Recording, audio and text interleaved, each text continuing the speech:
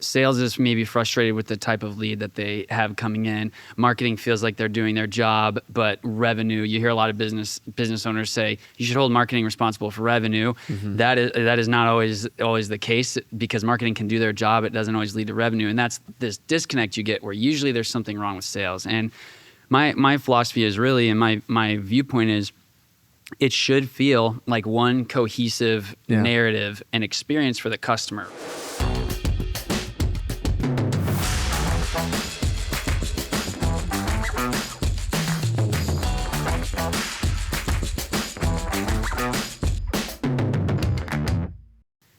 Well, welcome back to another episode of Good Business. Guys, I am honored to have Johnny, who just flew in from Phoenix? Yeah, Phoenix. So made a day trip out of it. Thanks for making the hike over here to the great city of Austin and the best state in the union. Amen. I'm sorry if anyone in Arizona is getting upset about that. No, Apologies. that's fine. Okay, cool. I'll accept. All right, sounds good. Well, guys, I am excited about the conversation we're going to have today, because we're going to talk about one of the biggest issues that businesses face when it comes to their growth. There's this, honestly, this misconception that sales and marketing should be at odds with each other. It happens so often where sales is saying one thing in their monthly reports or in their quarterly reports, and marketing is saying, oh, you know what, it's actually sales' fault. We're giving them all the leads, and it doesn't work. It's not helpful. It's not healthy, and we want to avoid that. And so I'm so grateful when Johnny offered to come on the show and address this topic. And so we've got Luke with me as well, our new CGO here at Good Agency.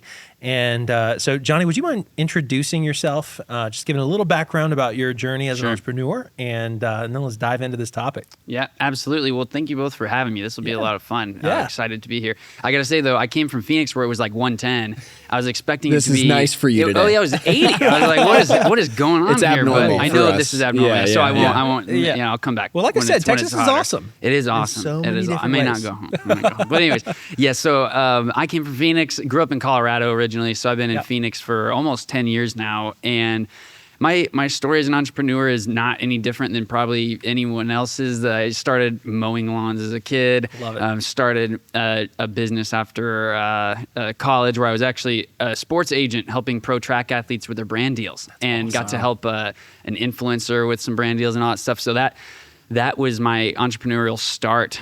Just as a young kid, always been, working for myself, creating my own businesses. And then COVID, for most of us, created a natural pivot point, and that's where I got into what I'm doing now. And can fill you in along the way, but that's the background. I love it. That's awesome. Love it. So, Luke, when it comes to just this topic, what are your thoughts? Sales and marketing, should they be at odds? I live on the world of LinkedIn, as many of you do, and many business owners out there, and the hysteria around sales and marketing is hysterical. There's so much weird tension, and you're right. The tension is real, because I think we all see it. We all see it in our organizations. You mentioned this earlier. Marketing, you're not bringing in good leads. Sales, we're bringing you good leads.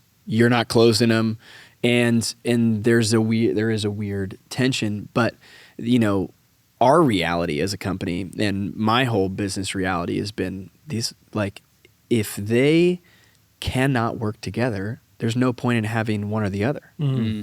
A good salesperson is actually a really good marketer. Yeah. And a good marketer knows how to sell well. Mm-hmm. And I know that has been pieces of your journey, right? Because you've been on the front line selling things, but you've also started to dabble into the StoryBrand world and the marketing world. Where have you seen that tension play out in your own journey? And how do you see it do you see a similar landscape right now in the business world? Yes, I think a lot of times you'll get into situations where, like you said, sales is maybe frustrated with the type of lead that they have coming in. Marketing feels like they're doing their job, but revenue, you hear a lot of business owners say, you should hold marketing responsible for revenue. That is not always the case, because marketing can do their job. It doesn't always lead to revenue. And that's this disconnect you get where usually there's something wrong with sales. And my philosophy is really, and my viewpoint is, it should feel like one cohesive narrative and experience for the customer, right? Where it all starts with messaging, which we'll talk about today. But if your marketing messaging is talking to the right people, and then your sales team is ready to pick up where that marketing message left off, it's a cohesive experience for the customer, and also for the company to acknowledge, like, hey, marketing is going to do their job, which is a one-to-many message, and sales is going to do their job, which is my avenue is more consultative selling. So when a marketing message ends, where does the sales team member pick up and create a one-on-one message that is still following the marketing message? And if you get that right, the quality of people you attract is going to go through the roof, and then also your sales cycle is going to get way shorter and feel more organic and natural, which is that peak everyone wants in their business. Yeah. Well, one of the things that we know to be true on the marketing front is you have to press on a pain point, right, to get someone's attention. Yeah. So what would you say, well, actually this question is for both of you guys, what would you say is the right approach for sales when it comes to introducing new problems? Because the natural tendency for anyone in sales is just to be prodding, poking, trying to get them to realize they have a lot of problems so that we're the only solution. Do you think that's the right approach? And if so, what would you say a good example of that might be? Yeah, I think you've got to identify the problem. But what I think sales teams and salespeople make the common mistake of, they'll assume the problem, and so they'll start to. It's like math, really. Sales is like math. You start to solve for a problem that might not actually be there, and that creates big disruption in the sales process right there. And the biggest thing I've found is just, you start with the problem. You need to identify the problem. But the best way to go about that is, don't make any assumptions. You kind of know, if your marketing message is dialed in to a certain extent, you're getting someone with a rather limited scope of problems, but you still need to ask the right questions. So asking the right questions in the first 30, 60, 90 seconds of a call can save you a lot of time and energy in the rest of the whole sales process, because you identify the right problem. So I agree that you've got to figure it out, but it's not as, you can't project it on them. Right. I don't know about you guys, but I feel like my whole sales career, I always said, like, I don't want to be a salesperson. Like, I don't want to be seen as a salesperson. I don't want to be seen as this like slimy guy trying to manipulate you. And so I actually went the marketing brand route because I didn't want to be a salesperson. But what I started to realize, in me and my kind of like helper, Enneagram 2 for those personality peeps out there, type personality, I just want to help people. Yeah. I don't care whether you're buying from me or I know someone else who's better for you. I want to help you get that problem solved. And maybe it wasn't the problem I thought it was originally. And so I've just, as a person, I've learned over time, that's like the best route forward.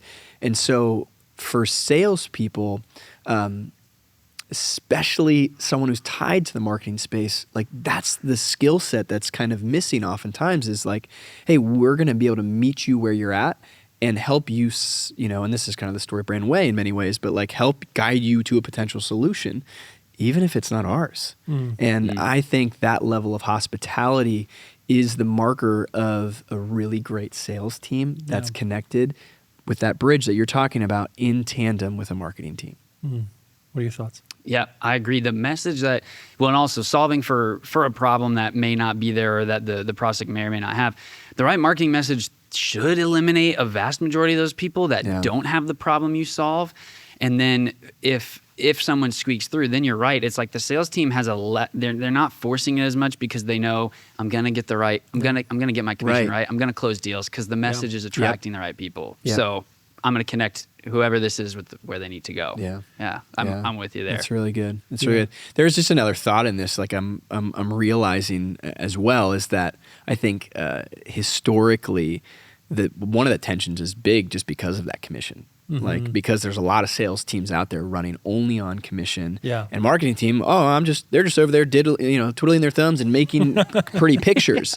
And that's, I think, a common misconception, but it's tough because it is their livelihood. They're betting that your message was good enough so that I can go sell that. Yeah. Right. Yeah. And so Yeah. I do think we have to kind of honor that. Like Yeah. that's probably reality for most companies. Yeah. And so how do we make that connection? And I think what we're talking about is right. It's like there has to be a united front. Yeah. Marketing, you're selling just as much as an account manager might be selling as well every time they're trying to connect with a customer, right? Like a current customer, everyone's selling.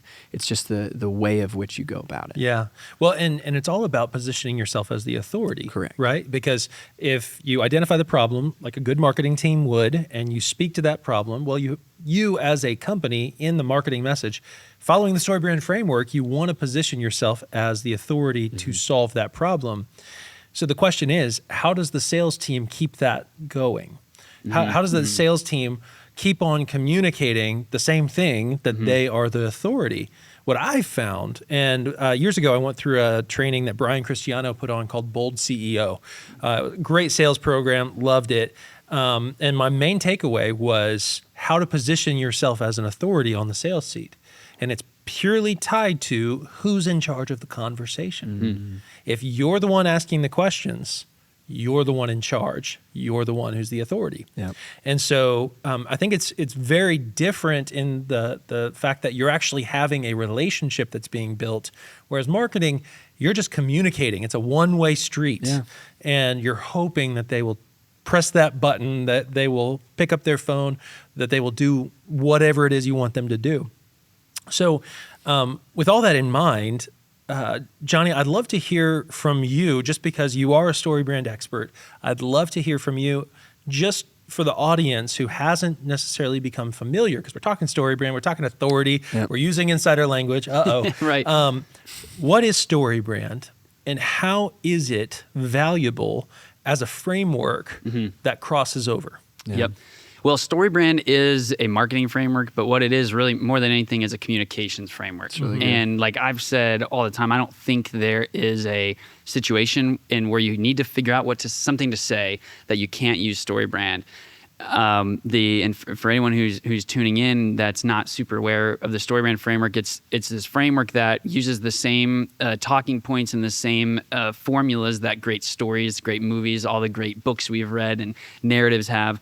And what it really defines is just a series of talking points your brand should have to not tell your own story, but actually tell the story of your customer and how your brand fits in as the guide in that story. There's some brain science involved in it. We know when we think of my favorite example, it's the Hunger Games. You've got Katniss as the hero in the story, and Haymitch is the guide. And just like any good story, the guide is the most trustworthy character in that story. We often forget that. We don't realize that. So even though I always point out when I speak on this topic, Haymitch is an alcoholic if you watch the Hunger Games, right? And yet we trust him the most. Why is that? Because he understands what Katniss is going through. There's his empathy, but he's also won the Hunger Games himself. And so I think sometimes that's that's what a lot of brands do. They'll put themselves in the hero seat, the main character seat. And so a story can only be about one person. The StoryBrand framework allows you to make the story about your customer, so you can be positioned as Haymitch and be the guide for your customers. And that's the concept. And so how it works in marketing is you're positioning your brand as the guide, and then in selling, it's the salesperson is the guide, and the sales rep is the guide. If you're a college, your enrollment team is the guide. If you are a real estate agent or a lender, you're the guide once you get that lead coming in. So it's that philosophy. It's more than a communication framework. It's also just a really, really great mindset to have about doing business and going about it the right way. Yeah. I jokingly have told some of my clients, and my wife is very well aware of this now, Emily. But when I first picked up StoryBrand, I was like, this is gold. And I used the framework to convince my wife. Best marriage tool ever. Until she figures it out. And guys, don't and then away she's our like, secrets stop here. StoryBranding me. But she's like, you're a great salesperson. I know why you got me. And I always was like, how did I get my wife? She's like a gorgeous woman. It doesn't make sense. And so I think I credit a lot of the principles that Donald Miller came up with in StoryBrand. Well, I'll say this, it took me 3 years to get my wife to go on a date with me. And if I had known the StoryBrand framework when I first met her, it wouldn't have taken so long. So that's my story. Wow, thanks, Don. Yeah, thanks, Don. There's that marriage advice. Yes, I love it. absolutely. I love it. Good. So I'd love it if we could just get a little bit more tangible, practical Yeah, here. let's do it. So Yep. I agree with the theory. I'm sure everyone tuning in is like, yeah, that's great. Yep. Show me. Yeah. So do you have any examples of maybe a client that you've helped guide through this process of getting your sales and marketing teams aligned? And what was that like? What was the good, the bad, and the ugly side of that? Yeah, so there's a few ways to go about it, and the truth is, it's different for the size of your team. It's different depending on how many people you have in marketing and sales. I'll give you two examples. One is a small family-owned business. They came through, did the StoryBrand framework with me for the general marketing messaging. Worked with them, got everything put where it needed to go, and then worked with their sales team for a few months. And within 2 weeks into the working together, I get a text. It's like 7:00 on a Friday night, and it's a text from the client saying, we just scored a $750,000 contract, small family-owned business for a major retailer. Wow. Based on, Brilliant. we were talking one-liners. We just really, honed in on how to use the framework, right? And so that's one example for small business, right? And maybe it's not 750 for everyone. Maybe it's 50, maybe it's 10, maybe it's your first deal. But there's where it works. You're attracting someone with a one message, and then by the time it gets to sales, it's not a matter of, is this the right fit for me? You're talking very specific solutions, shortening the time to deal when you have that cohesive message. And that's what happened with this company. The second company, which we could talk more about the project because there's a lot of moving parts to it, but it's a property management company with 40 different locations. So they have sales team members in 40 different offices throughout their state. Worked with them to create, originally they came to me saying, we have 40 locations, we need 40 messages. And we were, and I was thinking, well, that would be quite the project. That'd be a great project. That'd be great. Yes, That'll be good for another couple of years. Yeah, that didn't quite sit right with my conscience. And we were able to figure out, hey, between these 50 communities you really only have 5 different customer types. Yeah. We've got your college students, families, senior living, executive, they have their penthouse style, and then the overall brand message. And so what we did was we worked with marketing to talk about what are the 4 different types of communities you have. Let's make a message for each of those community types. And then we did a whole presentation to the sales team saying, hey, here's the framework, right? Here's the StoryBrand framework as a whole. Here's why it works. Here's the brain science behind it. Here's what it means to play the guide. Now here's your marketing message. Here's what marketing's been working on. And then we did a big series of exercises with the sales team to really talk about anytime someone walks into your leasing office and then they walk out without signing a lease, what are those reasons? Listed all of them. And then we're able to really connect the dots between those problems and highlight how, using this same framework that is going to be attracting the right fit leads for your brand, how can you pick up where that left off and now solve for the problems here that marketing isn't necessarily talking to. Yeah. A good example would be you've got your general apartment community, and maybe the overall problem on marketing is you need a place to live, right? You need a place to live you don't have a place to go in 6 months or 3 months or whatever it is the reason people apartment shop or look for their next home. And an example of how this translates to selling is like, yes, that is the problem someone's walking in with. But as you ask questions and as you build rapport and you get to know them, you might find out the problem is there was actually like a divorce was one of the reasons that came up in our workshop. Another is a previous landlord hiking rates too much, or they got a pet and now they can't have that pet in the space. And that is the new problem. So guiding a sales team on, all right, this is what the prospect will be coming to you from. How do you take it from there and solve for the specific problems? Yeah. Of course, the answer to that is 3-step plans, good calls to action, the right question. Right. But it all connects. It all clicks together. Yeah. It's so beautiful in so many ways, because I think the ultimate defeat of a salesperson is like they feel like, hey, when we were talking about this the other day, it's like, okay, I'm in sales. My job is to go make money. Right. It's like, do I just go out there and strong arm someone, get my ABCs done and like, it's, always be closing everything. And the reality is this sets up a salesperson so well. Yeah. Because what you're talking about is a clear path forward. Sure. Many great salespeople I know how to like discern problems.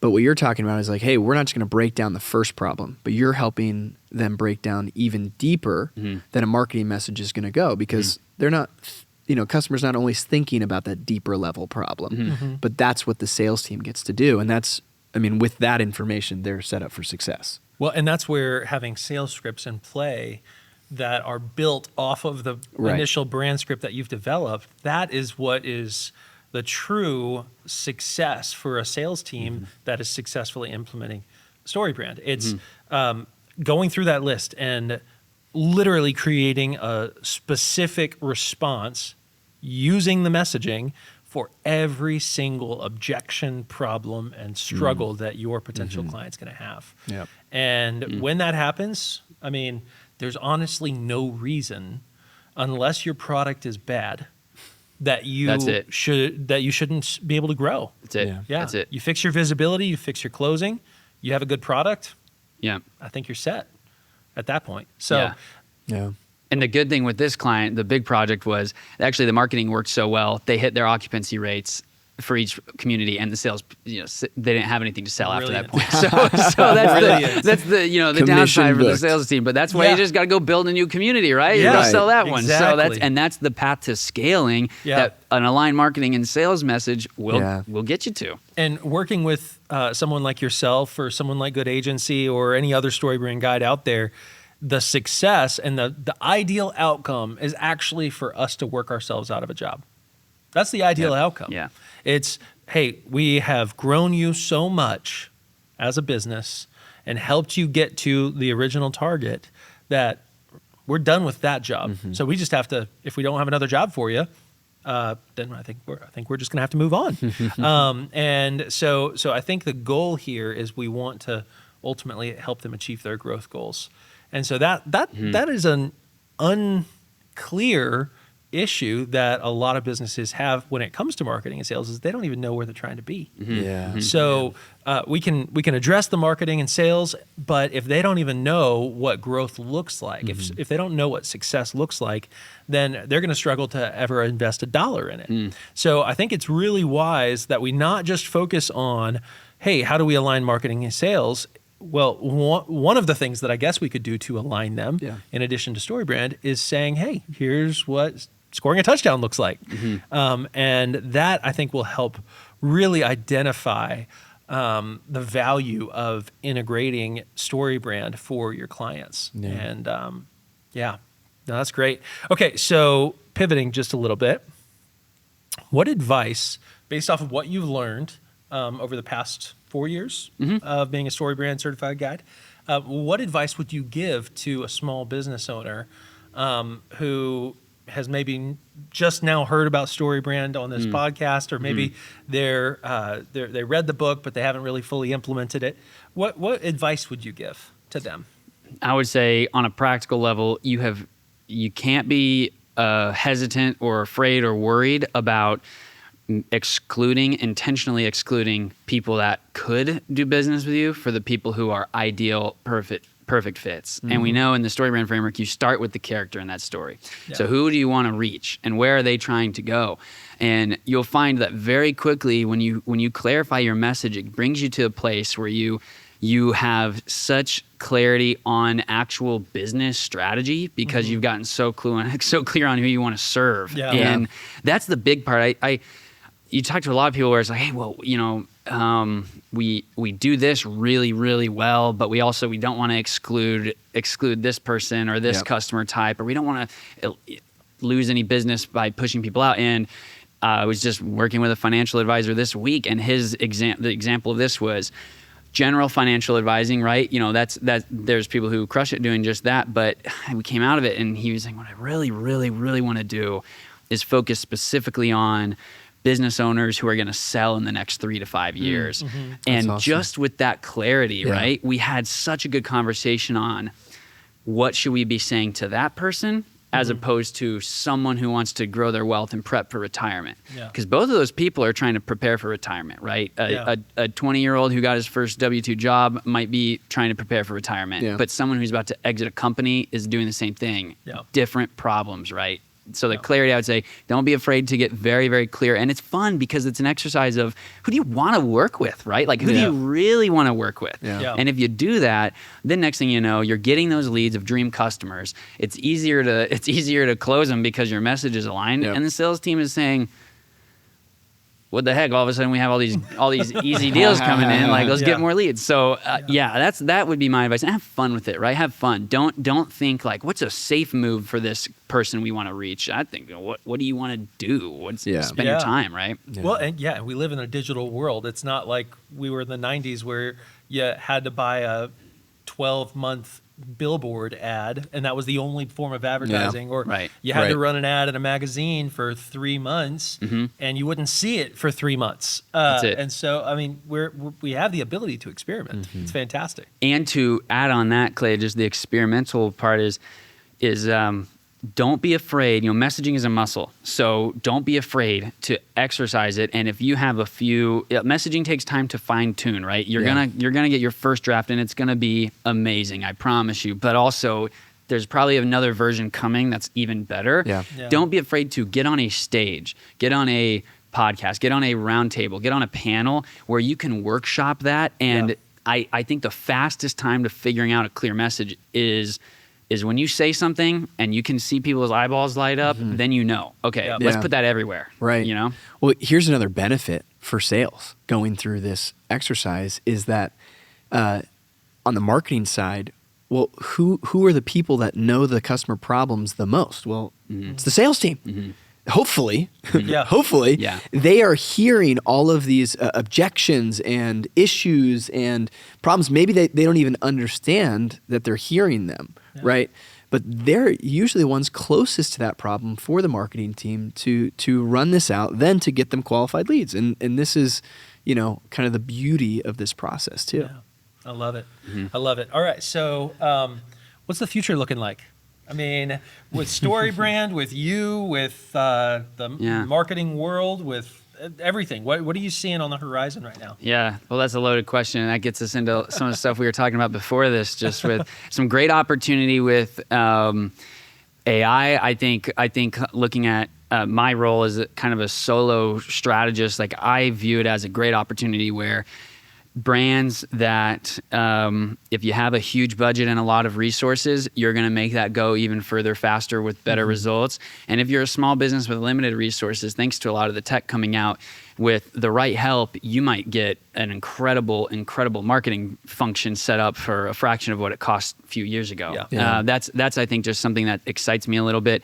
In terms of direction I'm heading with the company and with my work, is really excited about doing more of these organizational activations and alignments around bridging the gap with marketing and selling, and just really looking to see how many people can we get aligned on the same message. Because if you have your strategy clear, then you train the right people on it, then the implementation, it's like compounding interest when you put it out in the world. So that's really powerful. For as you look towards the future, because you're kind of talking about this, what do you see the impact for companies 20 plus, 50 plus? Where do you see the impact on their culture?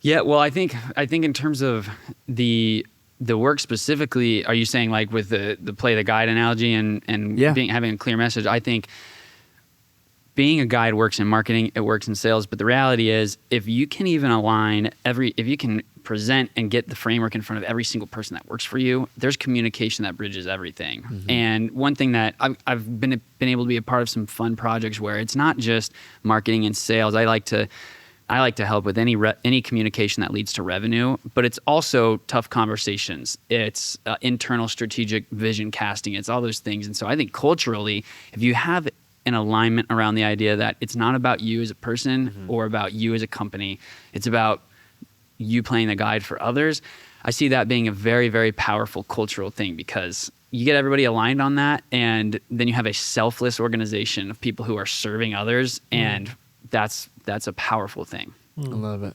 Brilliant. So when it comes to you, can you walk us through what it would look like to engage with your business and with you? Yeah, so the first thing we would do is we'd look at where do you feel like your revenue is being killed because of a poor message, right? Maybe it is the leads coming in, we'll establish the marketing message, but all of my projects include 3 steps. The strategy, so figuring out what to say, right? And this could be marketing or sales. The next step is that training we've talked about, and then implementation. And so oftentimes what it looks like both in the strategy and the training is some sort of SEAL Team 6 type workshop. Yeah. And I like the challenge of let's get everybody together and let's get more done in one day or a day and a half than you would in potentially years of death by Zoom meeting. And I just think it's so powerful to get people together. So after figuring out where the challenges and where the hiccups are, then you really need to fill that time together with the right exercises. And beyond crafting a message, I just love the challenge of let's put together an agenda that's going to get your people talking and get everyone collaborating and get people sharing and just drop all the guards, and we can come in and sit down and say, okay, why is our marketing not clicking, or why are we not selling? And that's where you get a lot of momentum right there. And then how it works, my favorite part of any sort of messaging strategy workshop is I'll work a full day or maybe a half day depending on the situation. And at some point I'll say, okay, everyone, go get lunch, go get coffee, come back to me in an hour. Yeah. And they'll come back and I'll say, all right, just listen to this. You read them the narrative, you read them the messaging, and it's like, I mean, sometimes there are strong emotions in those rooms, and there are tears. Yeah. There's tears. You guys have seen it, and then you'll hear that's why I come to work every day, or that's why I do what I do. And then you ask the question, where are you talking like this? Yeah. Are you saying these things anywhere? And oftentimes there's a bit of a realization of, oh crap, but the good part is there's your upside. Yeah. That's what you're going to go chase now. So that's what it looks like to work together. From there, you have a session where beyond the small workshop, we maybe have 10 people or 5 people in a workshop, but what can we do next as a learning experience to get everyone who wasn't in that workshop caught up to speed? So mixture of teaching, presenting deliverables that match the new messaging. And then from there, it's just exercising the muscle of repeating it over and over, doing it right. That's awesome. So that's a very good point. So when it comes to training, I love that you incorporate that into your process. Training is, absolutely necessary for it to be adopted. Because the worst thing that could happen is you go through this process, you get a nice rah-rah moment with the team, and oh yeah, we're going to cry, this message is amazing, and then you do nothing with it. Yeah. And I know that sounds hysterical to anyone listening. It's like you would spend a lot of money and you go through this process, it's been a day, you don't do anything with it. Well, it happens all the time. And so I love that you do training. Walk me through some examples of ways people can take their new one-liner, take their new brand script, and put it into action immediately, both on the marketing and on the sales side. I like the one. Our friend Kurt. He's an expert in the one-liner. Yes. So that's a great example of, I think, instant traction. Like when you look at the framework, you clarify a message. Probably the best way to do it is, all right, you outline, you've got your problem, solution, result. We'll speak specifically to how to use something to instantly get traction on sales and marketing, like you were saying. The one-liner, you've got marketing collateral that can be written. So you might want to have your team instantly go and write a series of one-liners speaking to different problems and exercising that muscle. So you might tell your team, okay, here's the 5 problems that our customers have. 1, 2, 3, 4, 5. Write me a one-liner that successfully addresses those 5 different problems. And then you can start to see how they're grasping not just your brand message, but also the framework, because I'm big on that. Is you can learn a script and you can learn a message and the talking points, but if you get too caught up on the actual script, then the human element comes out of it. And if you can know, okay, I'm hearing someone talk about a problem here, let's use a one-liner formula rather than drawing on a canned one-liner, you're gonna have more success. How we're doing it on a sales side is we're going to have a sales team next week just list what are all the problems you hear. And then we're going to teach them how to use a one-liner. And then on the spot, we're going to have one-liner training and say, okay, we're going to throw a problem at them and see how well they practice that response. And in just a few minutes of coaching, you're going to have a sales team leave that workshop and they're going to go hit the phones. Yeah. You're probably going to see results immediately right away. That's awesome. I love it. All right. So I don't know about you, Luke, but I've loved this conversation. 10 out of 10. And I feel like Fun, guys. we could keep talking for a long time. Yeah. Because and honestly, before I do wrap it up, and I know that I'm getting the notice from our producer that it is time, but I think it is really important for us to remind people about how easy it is to go through the process. Yep. The biggest investment isn't the money; it's the time. Yep. It's sitting down. And it's 6 hours of having a guide, maybe 7, of having a guide just coach you through using your own language. It's not like this mystical, magical moment where it clicks and, wow, look at that message. No, it's so crystal clear and simple. There's honestly, it's like, oh, duh. Yep. Of course that's our message. That's it. So I don't want anyone to be leaving this thinking it's difficult to get. And so when you could just, or let me rephrase that. Could you just give us an ounce of what success looks like at the end of that session? You mentioned sometimes people get emotional when they hear that brand script for the first time, but what does success look like? Success, there's 2 forms. The first one is just you have the relief and you have the weight coming off that, okay, now we know what to say to make people buy, which is the core question, the core reason you even clarify your message. The next success in that first stage is when I hear people saying like, we got to get everyone saying this, that's the next success. That means you nailed it. You got it right. And then after that, it's you're going to see better quality leads coming in. You're going to see a shorter sales process like we talked about earlier. But that's the big thing is the clarity, the energy that comes from a whole company that's saying the right things. And then the confidence to just blaze your trail. Because when you have your message, you're not stopping every 3 months, 6 months, a year wondering, are we doing the right thing, right? You can just attack. You can attack. That's really good. I love it. Well, Johnny, I just have one final question. And obviously, we're talking about good business around here. So I'd love to hear from you. How would you define success in the context of running a good business? Great question. And I know faith's important for all of us here, and business faith is very important. It's the driver behind what you do. And so my definition of good business it comes from a quote from Dorothy Sayers, and it's an essay about work and doing good work and doing a good job. And so her message is in that essay is that the church often tells us for people to know that we're Christians and to know about our faith is to show up at work on time and don't get drunk. That's the message, right? But what she argues in that essay is what the church should be telling the Christian carpenter is her example, go make good tables, go do good work. And so I think oftentimes we can get caught up in let's put a cross in our logo, let's put a verse in this stuff, which is all great. But at the end of the day, we want people should know us by our work and that we do a good job. We make good tables. So good business is making good tables, even if you're not a carpenter. Awesome. Well, y'all, I think we need to make some more good tables. Let's do it. Well, I hope that all of you guys were so encouraged by this conversation today. And so, Johnny, how can people connect with you? What's your website? Yeah, you can reach me, southmountainmessaging.com. I'm also on LinkedIn, Johnny Holsten on LinkedIn, Awesome. Johnny with no H. So there you go. We'll put it in the description below in case you get it wrong. Well, Johnny, thank you for making the hike out from Arizona today. It was great having you on the show. And everyone, we will see you guys next week on Good Business. And in the meantime, smash that like button or subscribe button or notification bell or whatever it is. Get connected with us. Yes, absolutely. And we'd love to stay connected and continue to share this really valuable information for the success of your business because we all want to grow a good business around here. And so we'll see you guys soon and have a blessed day.